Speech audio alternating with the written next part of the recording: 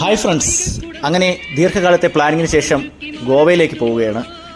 നമ്മൾ ഹംസഫർ എക്സ്പ്രസ് തിരുനെൽവേലിയിൽ നിന്നും ഗാന്ധിധാമിലേക്ക് തിരുവനന്തപുരം സെൻട്രലിൽ നിന്നും എല്ലാ വ്യാഴാഴ്ചയുമുള്ള ഹംസഫർ എക്സ്പ്രസ്സിലാണ് പോകുന്നത്. ട്രെയിനകത്ത് കയറിയ ശേഷമുള്ള വിശേഷങ്ങളാണ്. ധർമ്മിഷ്ഠ ആസ് യൂഷ്വൽ ഡ്രോയിങ് ആണ്. പിന്നെ അറിയാമല്ലോ, ഡ്രോയിങ് ഉണ്ടെങ്കിൽ പിന്നെ അത് ചെയ്തുകൊണ്ടിരിക്കും. ട്രെയിനകത്ത് നമ്മൾ B8 കമ്പാർട്ട്മെൻറ്റാണ്. പിന്നീടുള്ള നേരം പോക്ക് നെയിൽ ആർട്ടായിരുന്നു.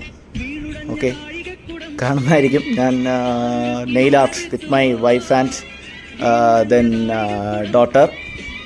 ഓക്കെ, ഞാൻ ഇപ്പോൾ കുറച്ച് നേരത്തേക്ക് ഞാനൊരു നെയിൽ ആർട്ടിസ്റ്റായി മാറിയിരിക്കുകയാണ്. ധർമ്മിഷ്ഠ നന്നായിട്ട് എൻജോയ് ചെയ്യുന്നു. അച്ഛൻ നെയിൽ പോളിഷ് ചെയ്താൽ മതി എന്ന് പറഞ്ഞു. അതുകൊണ്ടാണ് ഞാൻ നമുക്ക് ആ ട്രെയിൻ യാത്രയിൽ ഇതൊക്കെ ഒരു ആസ്വാദ്യകരമായിട്ട് മാറുന്നത്. പിന്നീട് അങ്ങനെ ദീർഘ യാത്രയാണ്. നമ്മൾ രാത്രിത്തെ ആഹാരമൊക്കെ ശേഷം ഒരു ദിവസം മുഴുവൻ ട്രെയിനിലിരിക്കണം.